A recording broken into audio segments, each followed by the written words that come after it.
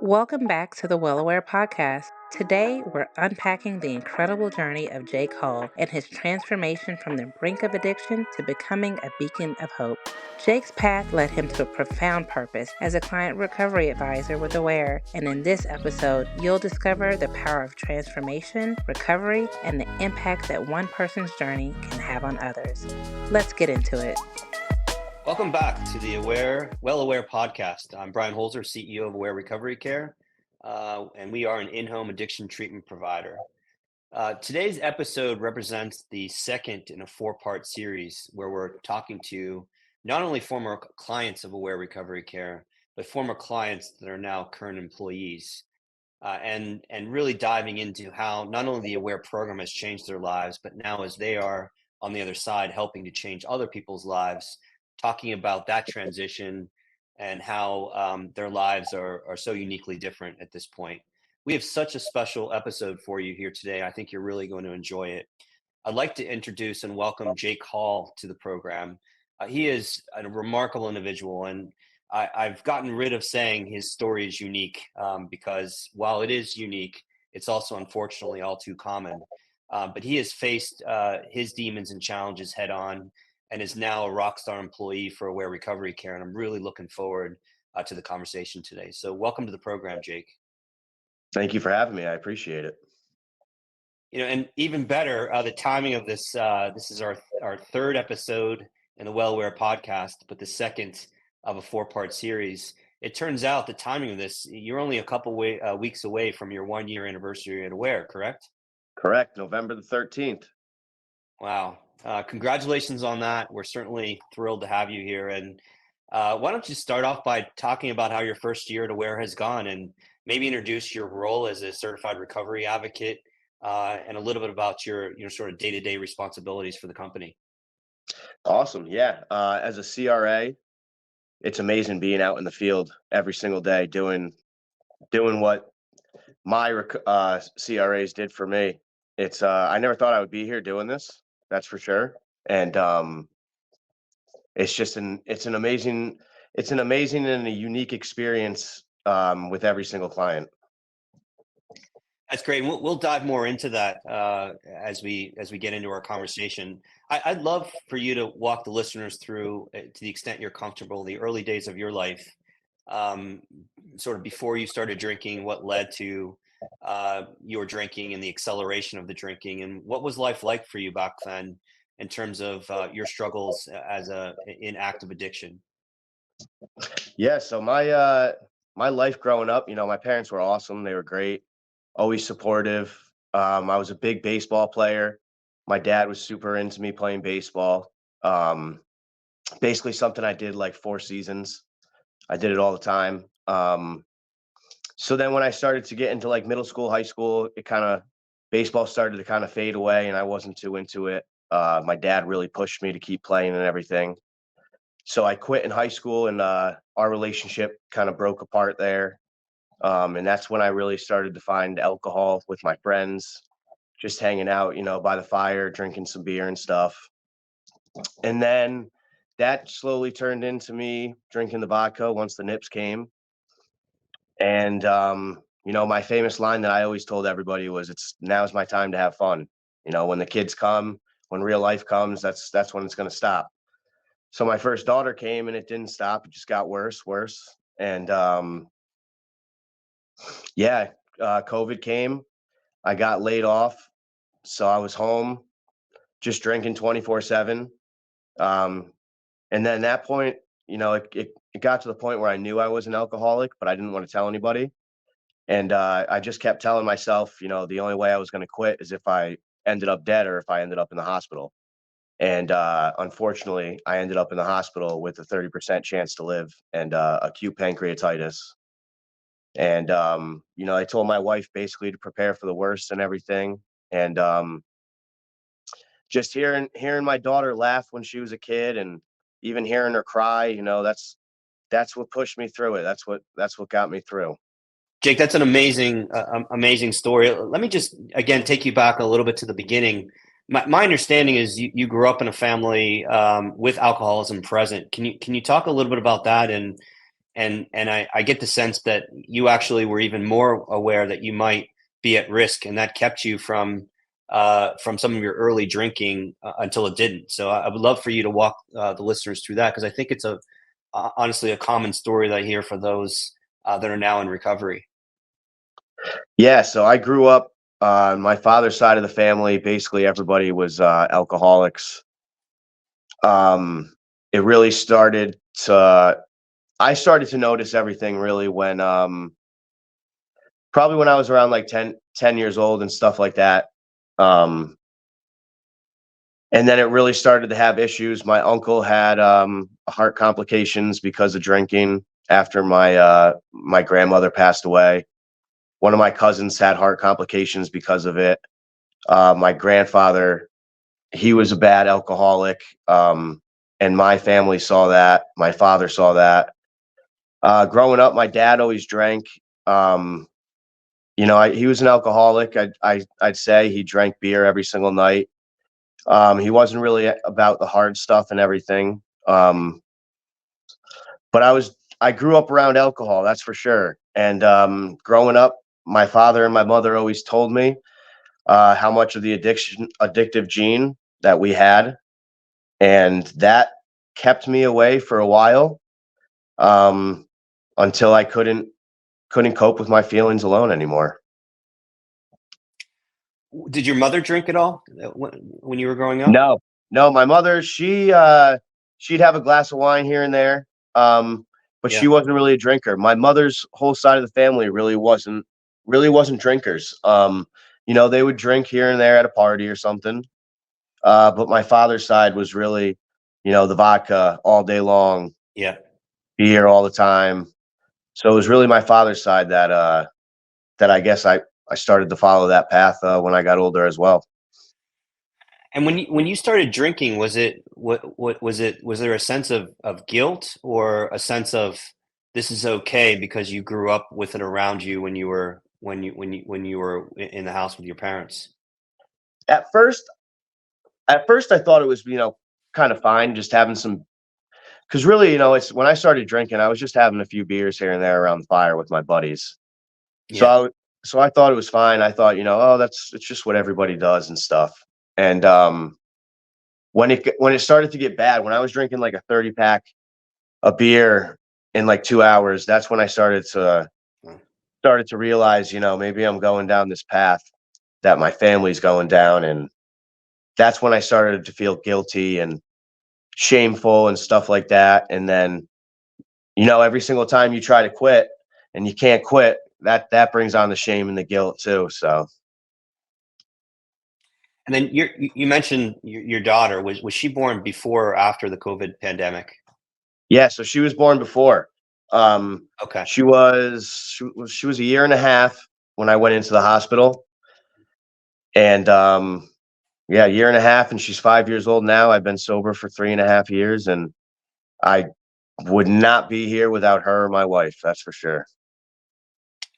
Again, if these are too personal, please don't answer. I guess I'm interested in, you bring a new life in this world with your daughter, and was there any relationship emotionally between you and your daughter, and it bringing back memories of the relationship with you and your father, and sort of the acknowledgement of the problem and wanting to get sober for your daughter? Was there any connection to the relationship that you had with your father in your upbringing? Yeah, so that was a big. I would compare my father and I a lot. I would see myself a lot as my father, as well. Yeah. It got to the point where I think I was a lot worse than my father was. Once the vodka came, I was up to, 3 to 5 sleeves of nips a day. Yeah. Um, my father was just a big beer drinker, but he had a little bit of a temper and stuff when he drank. So it really played a toll on me. So you go in the hospital, you have pancreatitis. You're told that you might not live, and that was sort of the pivot point where you became committed to sobriety, or seeking sobriety. Is that when you found Aware?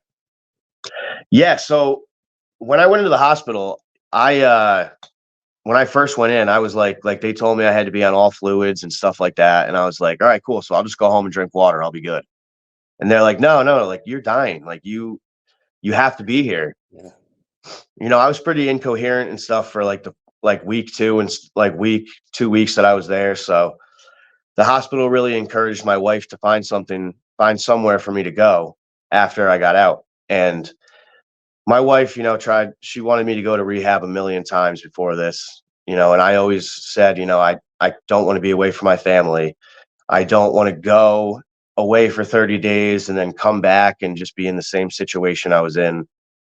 So she really started to dive in and find a place that would work for her and I. And she found Aware. They didn't take my insurance, but it seemed like the only thing that would have worked for me. So we said screw it and went right along with it. And man, if it wasn't for Aware, I wouldn't be here. Wow. So a lot of our clients actually start off in higher levels of care or residential treatment facilities and such. It sounds like you had never been to another level of care. Like you had decided from the get-go that you weren't going to be separated from your family, and being in a rehab center wasn't going to work for you. Is that accurate? Yeah, I think that's the big reason why at the end I would tell myself as well that the only way I'd be able to stop is if I went to the hospital or if I ended up dead, because I didn't want to be away from my Yeah. family. Yeah. So let's talk about the Aware program. So your wife finds the program for you, and now you're welcoming in a care team into your house to not only work with you, but I would love for you to talk about the experience you had with the care team, and then ultimately, would love for you to describe the impact that the family component of the Aware program had on your wife, and the ability for that to contribute to your journey to recovery. Yeah, so my CRAs, for them to come in and work with me, I mean, it was something that I never even knew was there, and I never even knew it was possible to have people that have been through what I went through that are going to come and work with me in my home. It was unbelievable. I couldn't believe it, but it was awesome. And the family ed part, to me, Aware would not be the same without the family ed part. It did so much for my wife. It made my recovery a family recovery. It made it so she understood the addictive, the addictive brain and what went on and everything. And the family ed, I think, was one of the biggest parts for me that it really made it feel like a whole, like she was, part of the addiction as well, because she has her stuff that she went through that I went through as well. So it was great to have her have somebody as well as me. How strained was your relationship at that point in the hospital where you were told you might not live? I mean, it sounds like she's almost responsible for getting you into a program that ultimately worked. Talk a little bit about her journey as a significant other to someone in active crisis. I mean, what was it like at the time that she sought out Aware, and then it sounds like our program, the family component, played a huge role here as well. Yeah. So I think definitely, the family ed part, I think, is what helped her like it as well. But throughout my addiction, I was probably not the best person to my wife. I know I wasn't. I lied, I stole. I wasn't the best person at all. And I think she sort of was happy, not happy, but you know, like when I went into the hospital, she was kind of like, all right, this is the time that he's going to realize and know that he Right. needs to get help now too. And then, yeah, for Aware to work with her, man, she even tells me now to this day, uh, Corey, who worked with her, she's like her lifesaver. Wow. That's amazing. So the program worked for you the first time you ultimately were able to go through. How long were you on the Aware program? So I was on the Aware program for 5 months. I paid for the Yeah. Aware program out of pocket, and I was with them, Wow. and it was amazing. I went through my savings and everything like that, but I'm here. I'm alive. That's all that matters. That is amazing. And so 5 months, you reach your treatment goals, you complete the Aware program. What was the what was the gap between you becoming sober and then joining Aware as an employee? So I got out and I was big into like working auto body, painting cars. I was a Uh-huh. painter. So then I got out of the hospital and you know, didn't really know what I wanted to do. I didn't really want to go back to my old job that I was working at because it was a big trigger for me. Yeah. So I ended up one of my buddies I went to school with, he started a business refinishing bathtubs. So I went and I worked there for him. And you know, it was still the same thing with the paint thinner and breathing in all the chemicals. So I see a therapist every Friday. And you know, one day I was just talking to him and like, you know, I kind of want to get into like helping people. And he happened to know somebody that works at Aware who he gave me the contact and I called and they were all about it, man. It was amazing. So, what was the gap in time between graduating from the Aware program, becoming an employee? So the gap of time was about 2.5 years. Amazing. Maybe before we get into your experience working for Aware, what was your life right after becoming sober? I mean, it had been quite some time. You spent quite some time in a life of active addiction and alcohol use.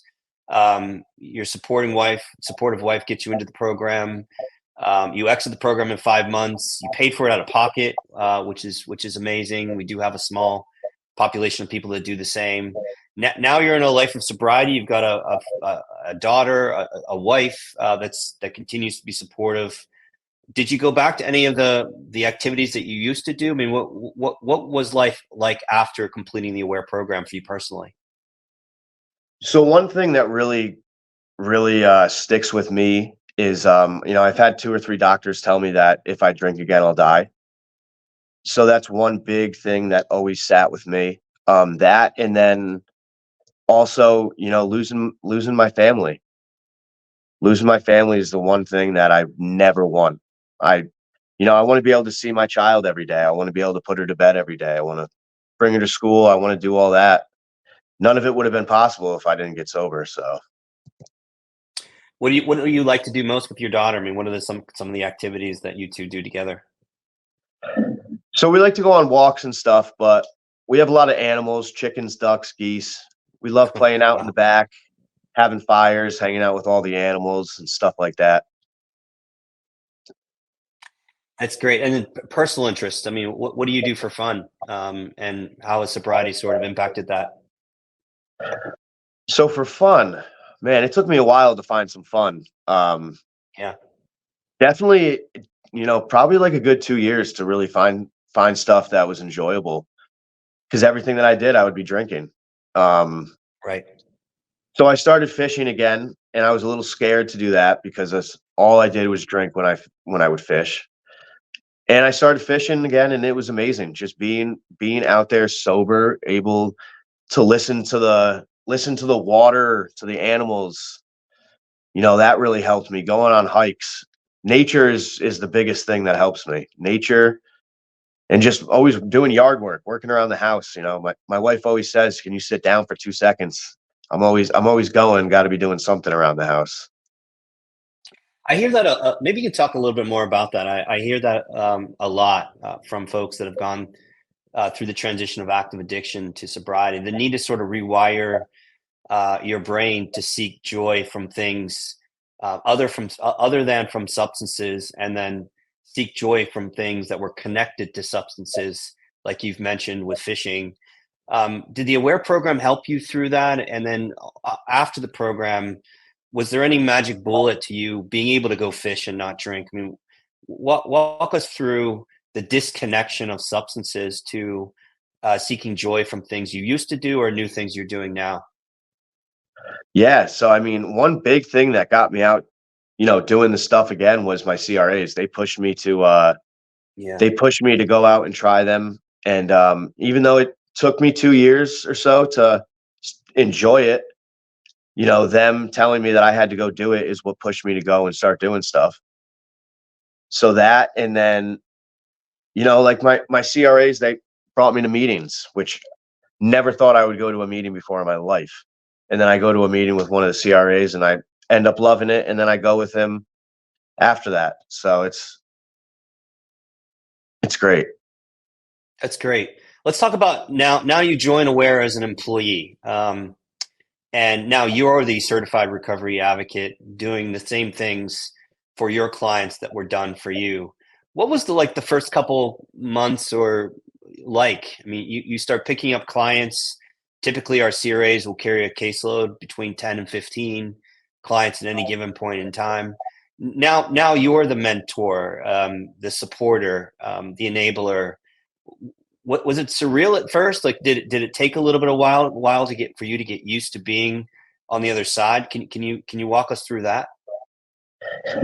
Yeah. So it definitely took me a little bit. Shadowing people at the beginning helped me a lot, seeing how everybody else did their things and stuff. But man, when I went to that first visit on my own with my first client, I came right home and I told my wife, I was like, I'm happy. Like I just went to Wow. work and it didn't feel like work. Like I'm Wow. helping somebody and I'm getting paid for it. This is amazing. And it felt like I was supposed to be here.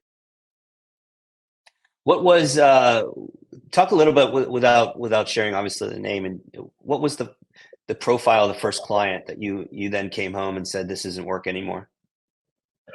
Yeah, so he was so the client, he was a big marijuana smoker and pill user and everything. And even though, my drug of choice was alcohol, it's I don't know, just going there, getting to know his story, what led up to him doing it, finding out his goals and what he wants to reach, and me being able to help him reach those goals and everything. It was just, to me, sitting there and him telling me these goals, and then I'm sitting here like, wow, I get to help you with these. Like, it was just an amazing feeling. Is there one or two things that you can pinpoint that make you more effective as a CRA because you were in our program and saw the effects of a CRA on you? I mean, obviously the premise of our program and why we see so much impact is we're sending folks into the home that in most cases are in active recovery, and we're like the client not too long ago. But you were actually part of the Aware program, not just someone who was previously in addiction. What is there a couple things that you sort of continue to hold your hat on, like, geez, because I was in the Aware program, I think I'm able to deliver even more value to my clients? Or is it just the nature of being in addiction previously and going through your journey to recovery that makes you so effective as a CRA? I think the biggest thing is my own journey going through recovery and everything like that. But also at the same time, it it puts some confidence, I think, in the client having Yeah. somebody there that's been through the program as well, that is still in active sobriety, helping them. So I think that's a big thing. I can connect with people a little bit faster since I've been through the program and everything. And you're how many years sober at this point? 3.5 years. Do you think being a CRA actually contributes to your own long-term journey in recovery, or it's sort of unrelated? Oh, 100%. It definitely does. Yeah. Yeah, like I said, man, I never thought I would be here working as Yeah. working in the recovery field and stuff. Even the first year or two I was sober, I never even thought it was something I would do. And now that I'm doing Is- it, it just, for me, and it gets overwhelming at times, work and stuff like that. But for me, when I'm out, when I'm with the client for that hour, and I don't think of none of the stress. I don't think of any of that. I think of how I'm helping the client on their recovery, and even though they don't know it, they're helping me as well. Has there been one or two clients amongst in this past year that you take special pride in, either sort of success stories that are even more profound than some of the others? Are there one or two clients that you continue sort of bank is, man, this is why I do what I do. Because obviously, not every client will have a successful ending. We know that. But are there a couple clients of this last year that give you even more pride in what you do? Yeah, definitely. My first client, actually, he Wow. he was so into it, watching the change on his family, with his son, with his wife, everything. It was amazing. It was like watching my, myself get sober Yeah. again. And it was amazing. Do you have many clients that don't have an identified ally and then don't benefit from our family component, or are many of your clients you're also working with one of our family educators in tandem? Right now I have 8 active clients right now, and I only have 1 that is not active in family. Yeah. And are you seeing from the other side the same benefit that when we're able to work with the allies, whether it be a loved one, friend, family, neighbor, you're seeing the same level of impact that you saw when you were on the other side? Oh, definitely, 100%. Yeah. And that's what that makes me so happy as well, because I advocate for the family part a lot, and because a lot of times when they hear the family part and stuff, they think that it's going to be, meetings about them and stuff like that. Um, but I really reinsure them that it's not about anything like that. It's for them, and it's amazing. I love seeing it. That's great. Obviously, traditional treatment options work for a lot of people, whether it be residential treatment centers, partial hospitalization, intensive outpatient. And in many cases, clients will come to us after receiving care and traditional treatment options. What do you think makes the AWARE program different or distinct or right for a lot of people? If you could just walk through, you've been on both sides. You've obviously worked with a number of clients that have cycled through residential treatment and other higher levels of care. Why does the AWARE program work if you were to sort of distill it down? Yeah, so the Aware program, it's nothing like anything else. Um, you don't go away. You're not away with nothing for 30 days. You're in your home, you're with your family, you're with your stressors, you're with your triggers, you're with everything that you're going to need to deal with in everyday sobriety. And at a treatment center or somewhere else, even my clients tell me now, the treatment center might have been great. The 30-day program might have been great, but they come home and they're left with nothing. And with Aware, we also help connect them with their own community, so that when they leave Yeah. us, they still have, we were there. We went to meetings with them. We took them out, to go golfing, took them out fishing, and they met somebody else as well. So we're there for them during their first part of their recovery, first year of their recovery, and we help them find people and find support so that they can stay sober longer too. That's awesome. I mean, you're such a great representative of AWARE. Obviously, you're an alumni of the program and now contributing to the recovery of others. Listen, this is now the third episode. In the previous 2 episodes, it was the same scenario that all 3 of you were near death, or told by many others that if you didn't change, you would be dead. And so more than maybe many others that are in active addiction, you were at the end of the road. I would love for you to provide sort of your feelings or advice to those who are in active addiction, maybe not necessarily at the end of the road, but really struggling, maybe not seeing the light at the end of the tunnel. What advice would you give to them? Because obviously you've been at the deepest of despair in a period of your life. And there are many others, as we all know, that are at the same place or nearing the same place. They can't see any optimism for the future. What advice would you give them or their families in terms of how to cope through that period of time? There's always hope, you know. You got to be hopeful. That, and for me, it was this, having support, having people there is one of the biggest things. Um, so my famous line that I like to ask everybody, is, would you rather give up one thing for everything, or would you rather give up everything for one thing? Wow. And it's a question you can sit with, and it's, easy to think about and just say, oh, I want to give up one thing for everything. But it's a lot harder to actually do that. But that is, that's what I put that in everybody's brain right away is, would you rather have everything or just one thing? That's amazing, and probably a great place to end our conversation. Even though I could keep talking to you for a lot longer. Jake, congratulations on your journey. You have not only been able to personally reclaim your life, but I have no doubt in talking with you that you're an amazing father and a supportive husband. And it sounds like your wife, is owed a lot in this journey with how she was able to support you through your recovery. So thank you for everything you've done for Aware Recovery Care, for the clients you've been able to treat. And I'm proud to call you a colleague, and I look forward to hearing more stories of how you've contributed to the recovery of others. So thanks for joining us, and I appreciate your time. Thank you very much for having me, Brian. I appreciate it.